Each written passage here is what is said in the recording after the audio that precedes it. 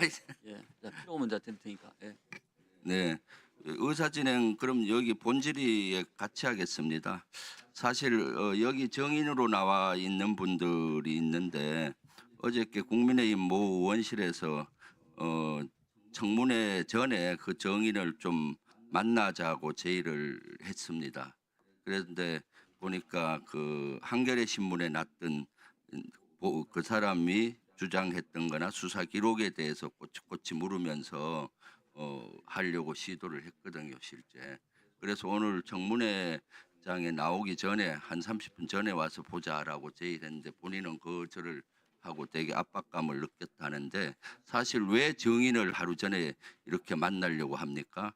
그리고 예를 들어서 형사법원에서도 재판관이 재판을 하루 앞두고 검사 측이든 피고인 측이든 만나려고 시도하는 거 아니겠습니까? 누가 증인을 만나려고 그래요? 여기 국민의힘의 임종덕 의원실에서 그걸 어제 아, 시도했다고 그래요? 예. 제가 제보를 받았습니다. 이런 것들이 사실 해유죠. 그리고 또 압박하려고 그러고 사정 공작으로 저는 해유라기보다 공작으로 보여요. 합참 개헌 과장님 나와주세요.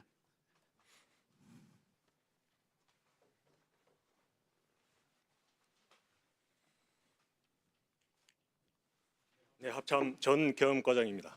네. 그 어저께 이러한 것들 연락을 받으셨죠? 방금 말씀하신 것만 네네. 네, 연락 받았습니다. 그래서 어떻게 답변했습니까? 일단 그렇게 하는 건 할 수 없고 정상적 절차대로 그렇게 하기를 원한다고 했고 30분 전에 와서 미리 보자고 했는데 오늘 30분 전에 미리 오지 않았습니다. 네. 그리고 합참에서 본인이 여기 한겨레 신문에 났던 내용에 대해서 그러니까 꼬치꼬치 묻고 그랬죠. 네, 법적 근거가 뭔지 자기 주장을 하면서요. 그래서 합참 개헌과장님은 되게 압박감을 느꼈다라고 그 제보자는 말씀하시던데 압박감 느꼈습니다. 그렇죠. 해유나 공작처럼 느껴지지 않았습니까? 압박감 느끼고. 일단은 뭐 그거보다는 압박감을 느낄 건 사실입니다. 네. 그래서 이런 것들이야말로 해서는 안 되는 일인데 이것은 그 위원장님께서 이따가 경고를 한번 주시고요. 여기 의사진행 발언 내용입니다. 그래서 좀 추가 시간을 줬으면 좋겠고요. 거기 어저께 그 사람들이 질의하려는 거를 제가 대신 질의할게요. 어제 전화로 했던 내용들 대부분이. 합참의 그 계엄과장님은 평소에 전시에 대비한 계엄 훈련을 하는 보직이죠. 그렇습니다. 네. 그래서 사실 합참에서 계엄에 관련된 최고의 권위자잖아요.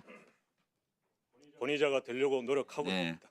계엄을 이번에 할 때 비상계엄 때도 합참 내에 자체 계엄 사령관 밑에 합참 인원으로 계엄 사무소를 운영을 준비 중이었잖아요. 그죠? 그렇습니다. 구성을 준비 지원 중이었습니다. 그 사항은 의장한테 보고는 했습니까? 계엄 준비하는 의장은 당연히 알겠죠. 합참 인원으로 주로. 그 부분은 제가 정확하게 모르겠습니다. 네. 한 20명 정도로 구성돼 있죠. 20여 명이었습니다. 네, 합참 인원으로 주로 했어요. 합참 인원들과 국방부 조사본부 네. 인원이 있었습니다. 그다음 포고령 계엄 선포하면 대통령이 서명에 들어가서 공고문 같은 거를 실제로 다 서명을 하고 해야 되잖아요. 그렇습니다. 그 슬라이드 한번 비춰 주시죠. 실제 보면은 포고문이 있고 담화문, 경고문, 공고문, 훈령 이런 것들이 있는데 포고문은 실제 요 설명을 한번 해주세요. 기한을 하고 요 처리 절차에 대해서 이대로 준용이 안 된 것 같아요. 근본적으로 포고문을 작성하기 위해서는 대통령의 서명이 들어간 계엄 선포문, 그러니까 공고문이 있어야 합니다. 그것이 있어야 포고문이 작성이 되고 그 포고문을 작성을 할 때는 슬라이드에서 보시는 저 절차를 다 거쳐야 됩니다. 그렇죠. 저기에서 나오지 않은 계엄 선포문, 대통령의 공고문은 또 다른 법적 절차, 다시 말해서 국방부에서 건의를 한다면 국방부에서 계엄 선포문 안을 건의를 하고 국무심의를 통해서 이후에 대통령의 제가 이후에 공고하게 되어 있습니다. 이번에는 실제 그 윤석열 측에서는 이러한 절차를 전혀 준용이 안 한 거죠. 그것은 제가 모르겠습니다. 제가 포고문- 명확하게 말씀드릴 수 있는 것은 네. 그렇게 언론에 나온 그대로 서명이 들어간 대통령의 계엄 선포문인 공고문과 그리고 이미 포고령 1호가 발령되었다고 하는데 당시에 합참 계엄과장으로서 지원 임무를 간 저는 그 서명이 들어간 계엄 포고령 1호도 보지를 못했다는 게 팩트입니다. 그렇죠. 실제 서명 들어간 것들 못 보고요. 네, 그리고 포고령도 그 합참 과장은 전혀 못 봤다는 거 아니에요? 포고령도. 포고령을 서명 들어간 일체 보지 못했고 차후에 거의 계엄이 끝나가는 즈음에 다른 곳에서 복사본, 서명이 되어 있지 않은 복사본을 본 적이 있습니다.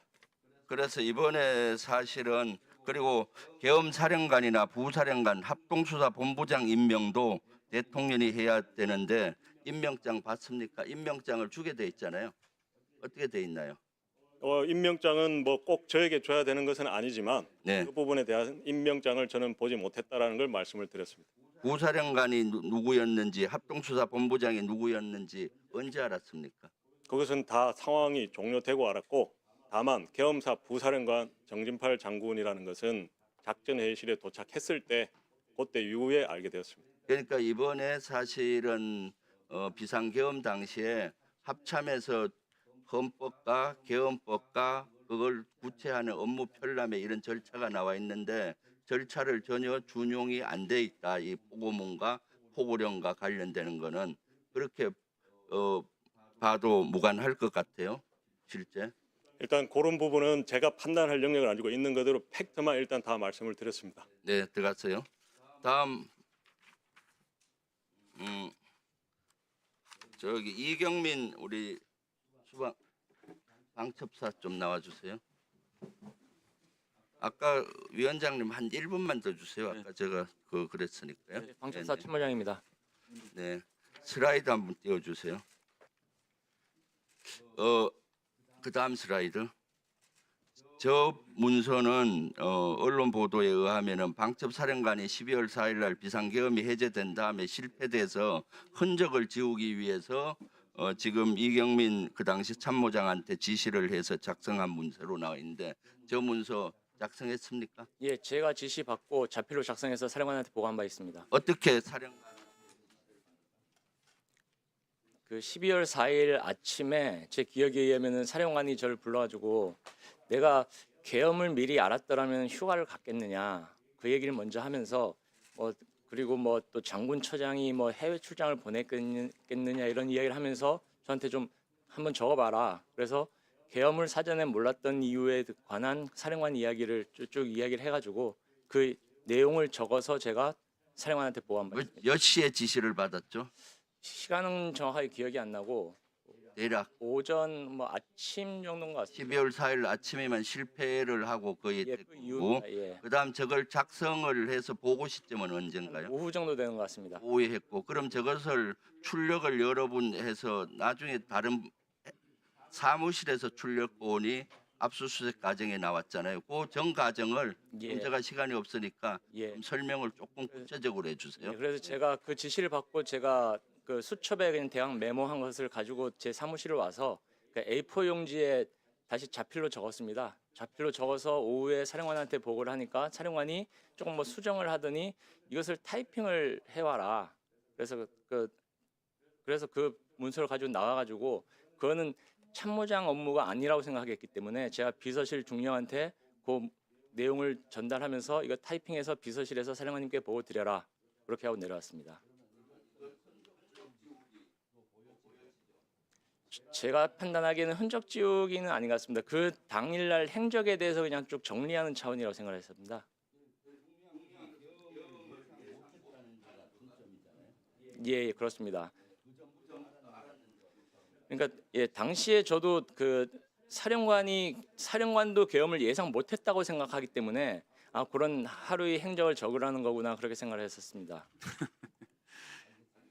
예. 네.